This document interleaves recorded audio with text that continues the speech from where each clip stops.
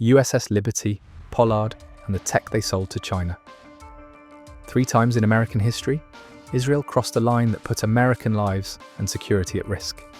Each incident shows how complex relationships between allies can become when trust breaks down. Chapter 1. The USS Liberty attack. June 8, 1967, the Mediterranean Sea. A calm day turns deadly in 2 hours of terror. The USS Liberty sailed through international waters, 25 miles north of Egypt's Sinai Peninsula. This wasn't a warship ready for battle. The Liberty was a spy ship built to listen.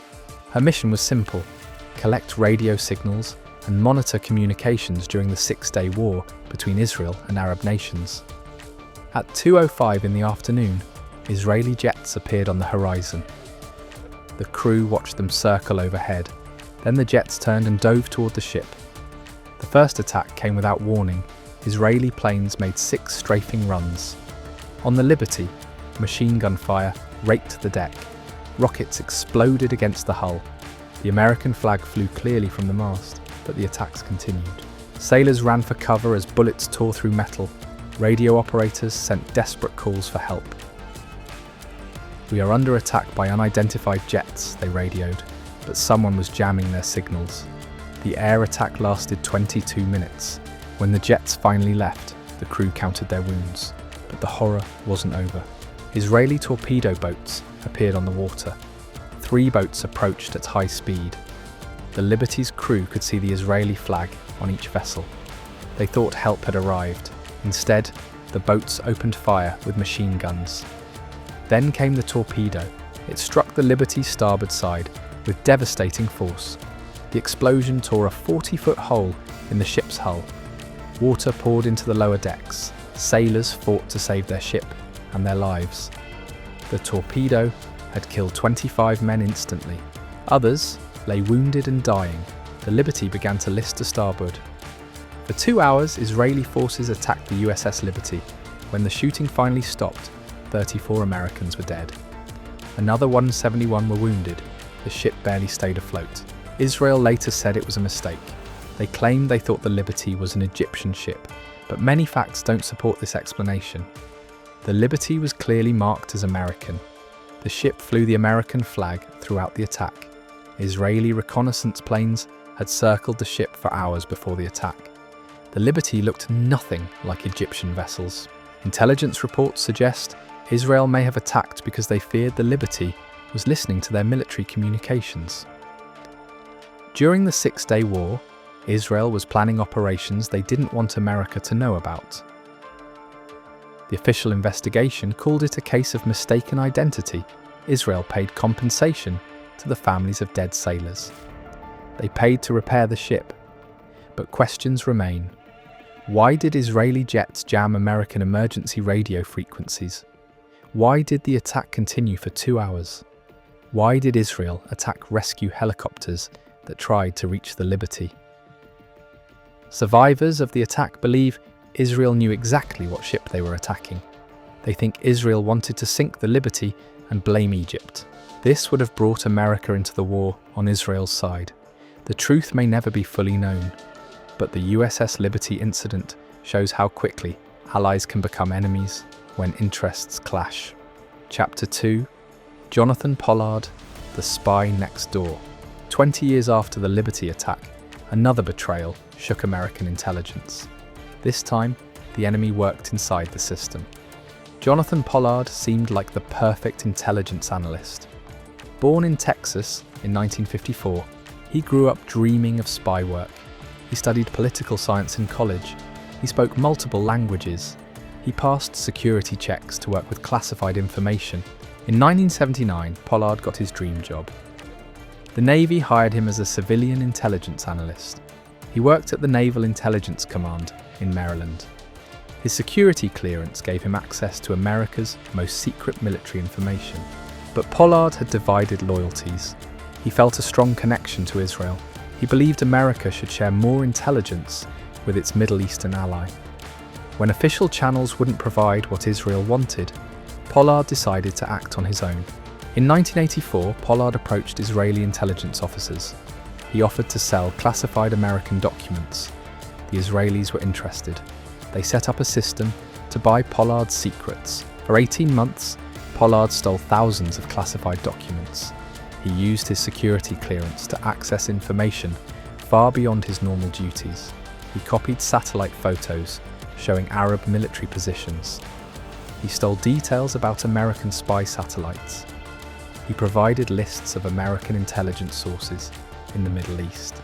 The information filled a room when stacked together. Pollard delivered it in suitcases and shopping bags.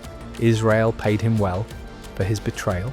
They gave him $50,000 in cash. They bought him expensive jewelry and trips to Europe. Pollard's handlers asked for specific types of intelligence. They wanted information about Arab countries, Pakistan, and Soviet operations. They were building a complete picture of Middle Eastern military capabilities. But Pollard got greedy. He tried to sell secrets to other countries too. He approached South Africa, Pakistan, and China. Most rejected his offers, but the contacts raised suspicions. In 1985, Pollard's world collapsed. His colleagues noticed his suspicious behavior. They saw him taking documents he didn't need. They reported their concerns to security officials. The FBI began watching Pollard. They followed him to meetings with Israeli handlers. They documented his document theft. When they had enough evidence, they moved to arrest him. Pollard panicked when he realized he was under surveillance. He tried to flee to the Israeli embassy in Washington, but Israeli guards turned him away. Israel didn't want the diplomatic crisis that would come from harboring an American spy. The FBI arrested Pollard outside the embassy. He confessed to spying for Israel. In a plea deal, he received a life sentence in prison. The damage Pollard caused was enormous.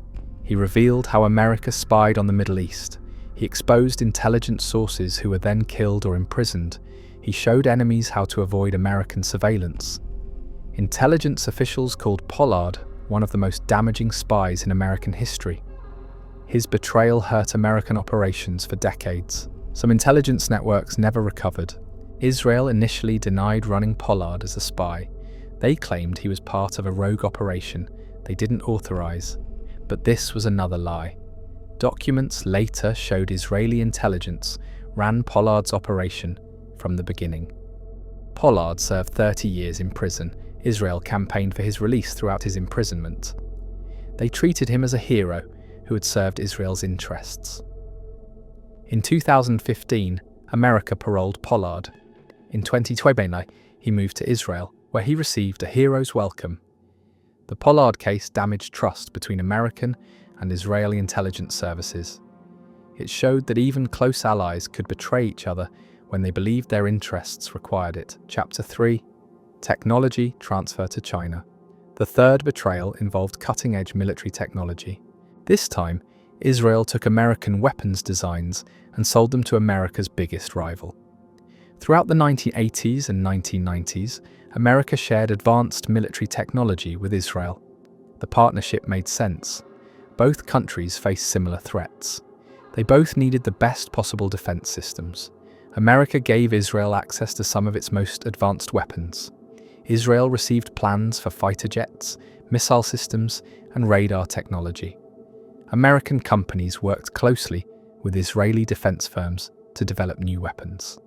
But Israel had its own arms industry to support. Israeli companies competed globally to sell weapons. They needed every advantage they could get in the international arms market. Some Israeli companies began reverse engineering American weapons. They would take American designs and create similar systems. Then they would sell these systems to other countries, including some that America considered enemies. The most serious case involved fighter jet technology. America had shared advanced avionics and weapons systems with Israel for their F-16 fighters. Israel used this knowledge to improve their own aircraft designs. Israeli companies then sold similar technology to China. This included radar systems, missile guidance technology, and electronic warfare equipment. China used this technology to improve their own military aircraft. American officials discovered the technology transfer in the late 1990s. They found that Chinese weapons contained technology very similar to American systems that had been shared with Israel. The transfers gave China capabilities they couldn't have developed alone. Chinese aircraft became more effective against American forces. The technology helped China close the gap with American military superiority.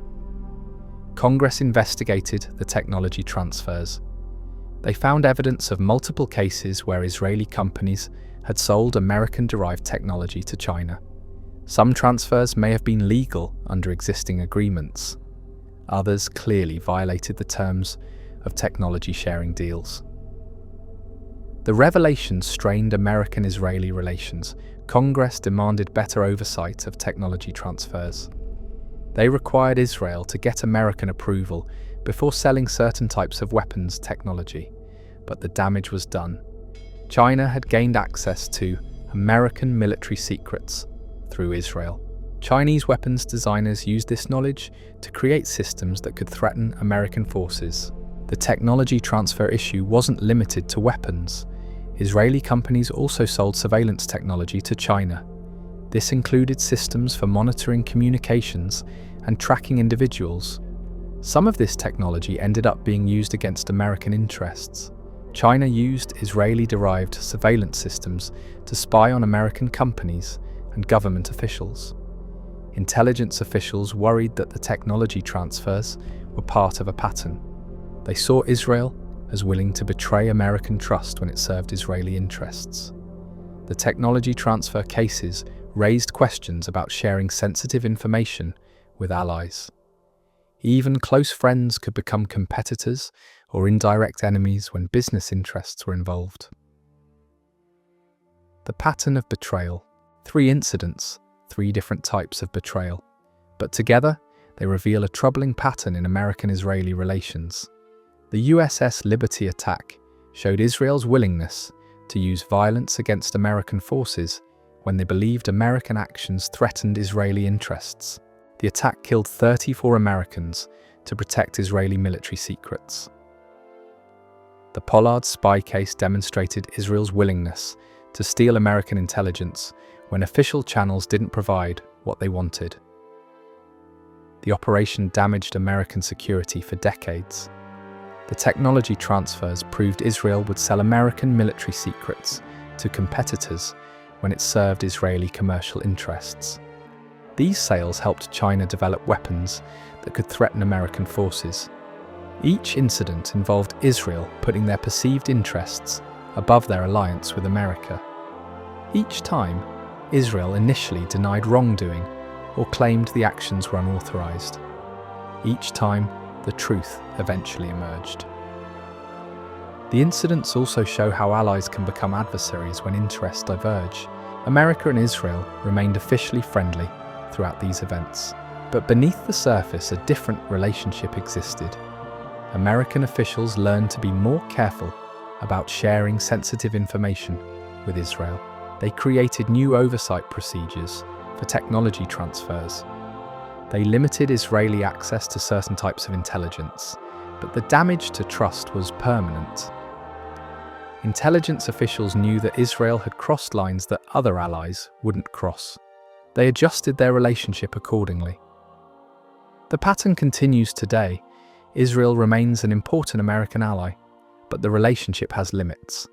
American officials remember the Liberty, Pollard, and the technology transfers when they make decisions about what to share and what to keep secret.